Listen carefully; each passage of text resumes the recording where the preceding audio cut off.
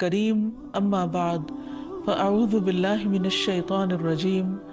بسم اللہ الرحمن الرحیم رب اشرح لی صدری ویسر لی امری واحلل عقدۃ من لسانی یفقہوا قولی۔ السلام علیکم ورحمۃ اللہ وبرکاتہ۔ ناظرین، پروگرام دعا کیجئے کے ساتھ آپ کی خدمت میں حاضر ہیں۔ آج ہم انشاءاللہ بیماری سے شفا کی دعائیں آپ کے ساتھ شیئر کریں گے۔ صحت اور بیماری انسانی زندگی کے ساتھ ساتھ ہے۔ انسان کی زندگی کے کوئی بھی 2 دن ایک جیسے نہیں ہوتے۔ آج اگر انسان خوش ہے تو کل اداس ہوگا، اگر آج وہ اپنے جسم میں قوت محسوس کر رہا ہے تو کل بیمار ہو سکتا ہے۔ انسان کے اوپر دن میں بھی کئی بار مختلف طرح کی کیفیات گزرتی ہیں۔ کبھی انسان روحانی طور پر، جذباتی طور پر بیمار ہوتا ہے اور کبھی انسان جسمانی طور پر بیمار ہو جاتا ہے۔ بیماری کی کیفیت صحت کی کیفیت سے مختلف ہوتی ہے اور ہر انسان اس کو محسوس کر سکتا ہے۔ ایسی صورت میں انسان کو دوا کے ساتھ ساتھ اللہ سبحانہ وتعالیٰ کی طرف رجوع کرنا چاہیے اور اپنے لیے خوب خوب دعائیں کرنی چاہیے۔ بعض اوقات بیمار خود اپنے لیے دعا نہیں کر سکتا تو بیمار کی عیادت کرنے والے اور بیمار کو دیکھنے والے، اس کے دوست، رشتہ دار، عزیز، اقربا اور ایون ہسپتال کا عملہ مریض کے لیے ایسی دعائیں پڑھ سکتا ہے جو اس کے لیے شفا یابی کا ذریعہ ہو سکتی ہیں۔ تو بات یہ ہے کہ انسان ہر حال میں اپنے رب کا محتاج ہے اور اسے اپنی ہر ضرورت کے لیے اپنے رب کی طرف رجوع کرنا چاہیے، اور خصوصاً قبولیت کے مواقع پر۔ رات کا پچھلا پہر اس کے لیے بہت مناسب ہے، جب اللہ سبحانہ وتعالیٰ بندوں کو پکارتے ہیں کہ ہے کوئی جو مجھ سے دعا کرے تو میں اس کی دعا قبول کر لوں، ہے کوئی جو مجھ سے سوال کرے تو میں اس کو جواب دوں، ہے کوئی جو مجھ سے استغفار کرے تو میں اس کو بخش دوں۔ تو جب انسان بیمار ہو اور خصوصاً اگر ایسی بیماری کا شکار ہو کہ جس میں بظاہر شفا کی کوئی امید نہ ہو، تو اسے اور بھی زیادہ خشوع و خضوع کے ساتھ اور ایسے اوقات میں اللہ تعالیٰ کی طرف رجوع کرنا چاہیے کہ جلد از جلد صحت یابی ہو سکے۔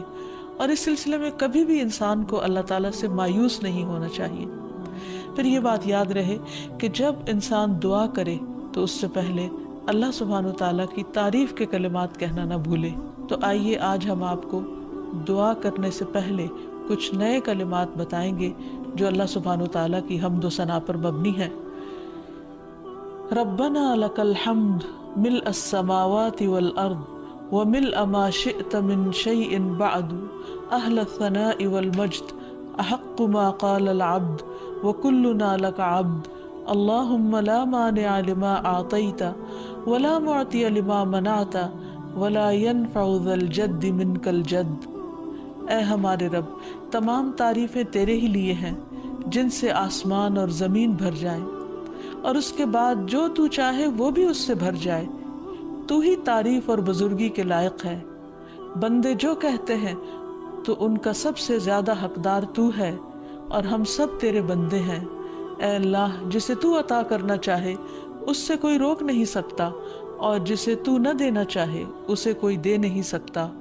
اور کسی مرتبے والے کی بزرگی تیرے سامنے کوئی فائدہ نہیں دے سکتی۔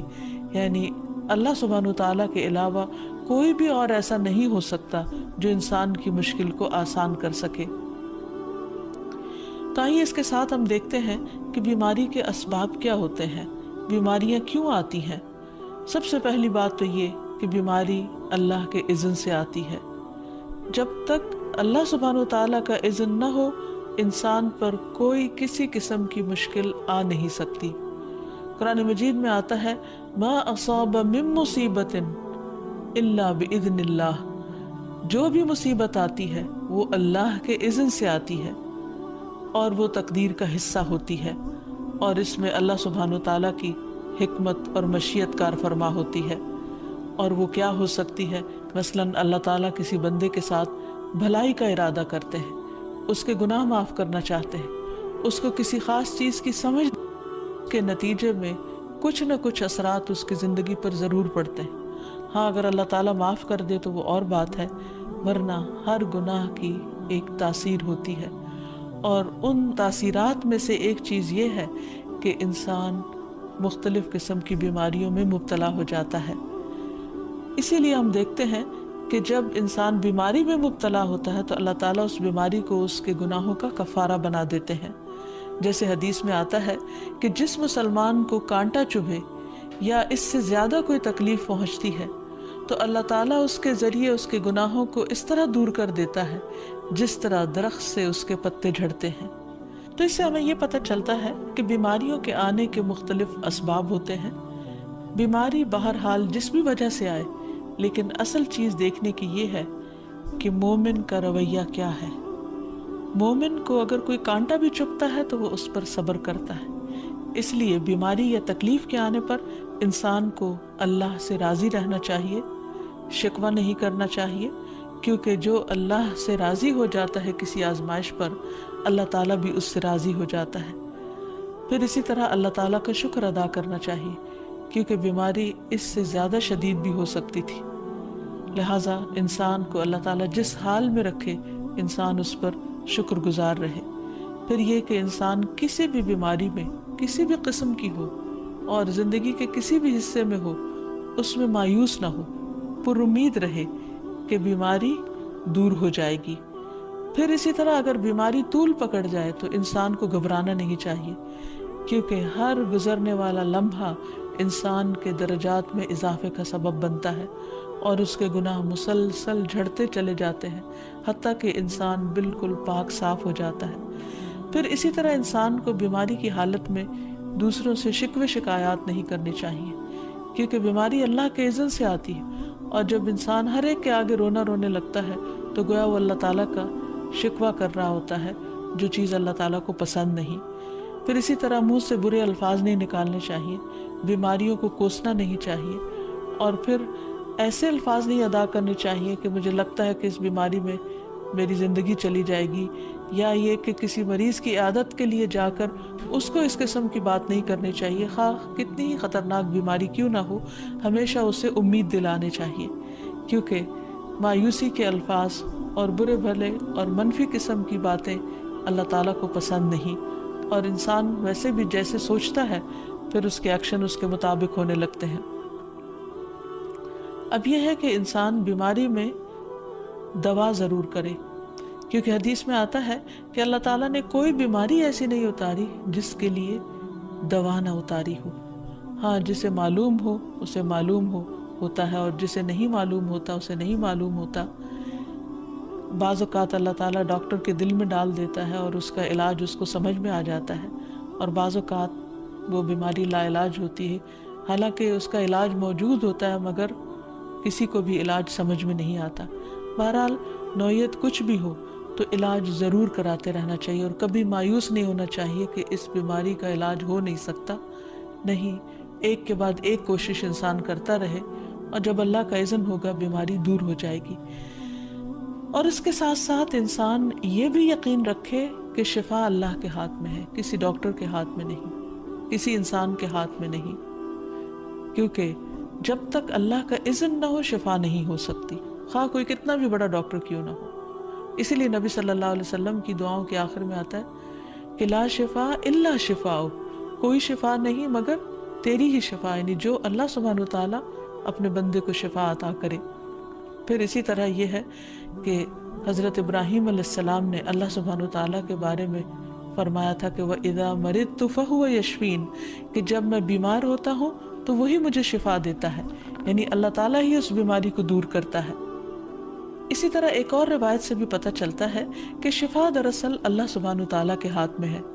حضرت عائشہ سے مروی ہے کہ رسول اللہ صلی اللہ علیہ وسلم دم کیا کرتے تھے اور یہ دعا پڑھتے تھے، امسح البأس رب الناس بیدک الشفاء لا یکشف الکرب الا انت، اے لوگوں کے رب تکلیف کو دور کر دے، تیرے ہی ہاتھ میں شفا ہے، تیرے سوا اس کو دور کرنے والا اور کوئی بھی نہیں۔ پھر اسی طرح انسان جب کسی بیمار کی عادت کے لیے جائے تو اس پر بھی دعا پڑھے اور اس کے لیے دعا کرے۔ رسول اللہ صلی اللہ علیہ وسلم نے فرمایا، جو مسلمان کسی ایسے بیمار کی عیادت کے لیے اس کے پاس آئے جس کی موت کا وقت قریب نہ آیا ہو اور 7 مرتبہ یہ پڑھے اسأل اللہ العظیم رب العرش العظیم ان یشفی فلانا من وجعہ، میں اس عظمت والے اللہ سے سوال کرتا ہوں جو عرش عظیم کا رب ہے کہ فلاں کو اس کی تکلیف سے شفا عطا فرمائے، تو اللہ عز و جل اسے شفا عطا فرما دیتا ہے۔ اور پھر ہم دیکھتے ہیں کہ تمام انبیاء اپنی بیماریوں میں، تکلیفوں میں اللہ تعالیٰ کو پکارتے تھے، جیسا کہ ایوب علیہ السلام کی دعا قرآن مجید میں آتی ہے، وَأَيُّوبَ إِذْ نَادَى رَبَّهُ أَنِّي مَسَّنِيَ الضُّرُّ وَأَنْتَ أَرْحَمُ الرَّاحِمِينَ فَاسْتَجَبْنَا لَهُ فَكَشَفْنَا مَا بِهِ مِنْ ضُرٍّ وَآتَيْنَاهُ أَهْلَهُ وَمِثْلَهُمْ معهم رحمة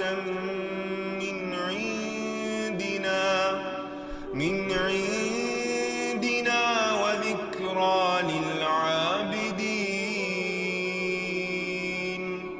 اور ایوب جب اس نے اپنے رب کو پکارا کہ بے شک مجھے تکلیف پہنچی ہے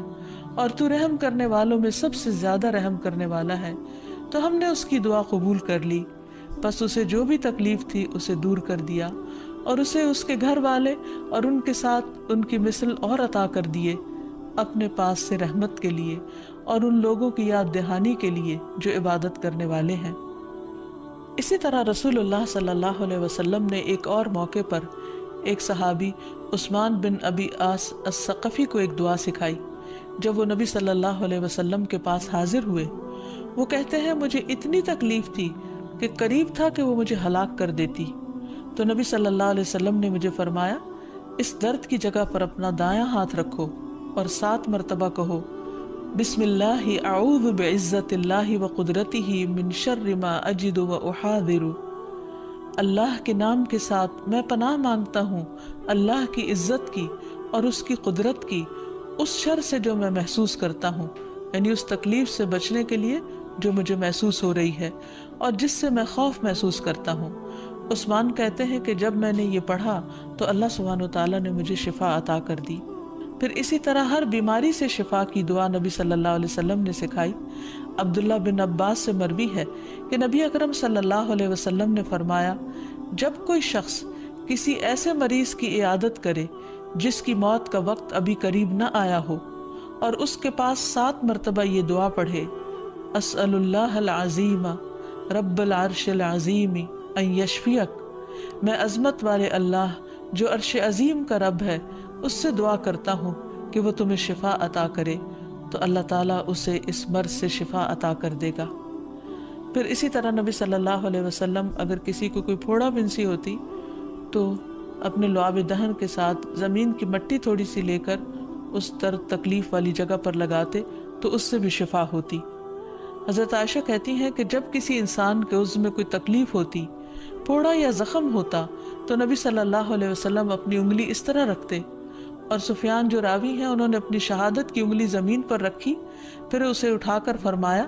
بسم اللہ تربت اردنا بریقت بعدنا لیشفى به سقیمنا باذن ربنا، اللہ کے نام کے ساتھ ہماری زمین کی مٹی ہمارے رب کے حکم سے ہم میں سے بعض کے تھوک کے ساتھ ہمارے بیمار کو شفا دی جائے۔ یعنی لعاب دہن کا اپنا ایک اثر ہوتا ہے، اور لعاب دہن جو ہے ایک طرح سے دوا کا کام کرتا ہے، اور اللہ کا نام لے کر جب لعاب دہن لگایا جائے تو شفا ہوتی ہے۔ جیسے کہ ایک اور موقع پر نبی صلی اللہ علیہ وسلم نے ایک جلے ہوئے مریض کے اوپر یہی دعا پڑھ کر لعاب دہن لگایا تو اللہ تعالیٰ نے اس مریض کو شفا یاب کر دیا، اور وہ دعا تھی اذہب البأس رب الناس واشف انت الشافی لا شفاء الا شفاؤک شفاء لا یغادر سقما۔ پھر اسی طرح ایک موقع پر ایک قبیلے کے سردار کو جب بچھو نے کاٹ لیا اور اس کے جسم میں زہر پھیل گیا تو ایک صحابی نے سورۃ الفاتحہ پڑھ کر اس پر دم کیا تو اس سے اس کو شفا ہو گئی۔ اور یہ بات جب نبی صلی اللہ علیہ وسلم کو بتائی گئی تو آپ اس پر خوش ہوئے، اور سورۃ فاتحہ سب لوگوں کو آتی ہے، اسی لیے اس کا نام سورۃ الشفا بھی ہے، کیونکہ یہ بیماری میں بطور علاج پڑھی جاتی ہے مریض پر، مریض خود بھی پڑھ سکتا ہے اور اس کے اٹینڈنٹس بھی اس پر پڑھ سکتے ہیں۔ حضرت علی رضی اللہ تعالیٰ عنہ کہتے ہیں کہ نبی صلی اللہ علیہ وسلم کو بچھو نے ڈس لیا اور آپ نماز پڑھ رہے تھے۔ جب آپ نماز سے فارغ ہوئے تو آپ نے فرمایا، اللہ تعالیٰ بچھو پر لعنت کرے، یہ نہ نمازی کو چھوڑتا ہے نہ کسی اور کو۔ پھر آپ نے پانی اور نمک منگوایا، آپ اس پر ملتے جا رہے تھے اور یہ صورتیں پڑھ رہے تھے، قل یا ایھا الکافرون وقل اعوذ برب الفلق اور قل اعوذ برب الناس۔ تو یہ بھی ایسے مواقع پر پڑھی جا سکتی ہیں۔ پھر اسی طرح یہ ہے کہ اگر کسی بھی دوا یا دعا سے مریض صحت یاب نہ ہو رہا ہو، اس کی تکلیف کم نہ ہو رہی ہو، تو بھی موت نہیں مانگنی چاہیے، کیونکہ مومن کے لیے زندگی ایک بہت بڑی نعمت ہے۔ وہ جس بھی حال میں گزرے، بہرحال وہ اسے آخرت کمانے کا ذریعہ بنا سکتا ہے۔ یعنی اگر وہ تکلیف میں اس کی زندگی گزر رہی ہے اور اس پر وہ صبر کر رہا ہے اور اللہ کو یاد کر رہا ہے، تو اس کے بے پناہ درجات بلند ہونے کا ذریعہ ہے۔ یعنی یہ بیماری اس کے لیے بلندی درجات کا ذریعہ بن جاتی ہے۔ اس لیے کبھی بھی موت نہیں مانگنی چاہیے۔ ہاں اگر تکلیف حد سے بڑھ جائے تو انسان یہ دعا مانگ سکتا ہے،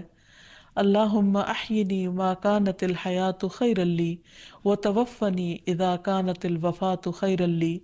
اے اللہ، جب تک میرے لیے زندگی بہتر ہو مجھے زندہ رکھ، اور جب میرے لیے وفات بہتر ہو تو مجھے وفات دے دے۔ تو اللہ تعالیٰ سے دعا ہے کہ اللہ تعالیٰ تمام بیماروں کو صحت اور شفا عطا فرمائے، اور ہمیں بیماری اور آزمائش کے موقع پر اپنی طرف رجوع کرنے کی توفیق دے، اور ہر طرح کے شرک اور ایسے کاموں سے بچائے جو اس کو ناراض کرنے والے ہیں۔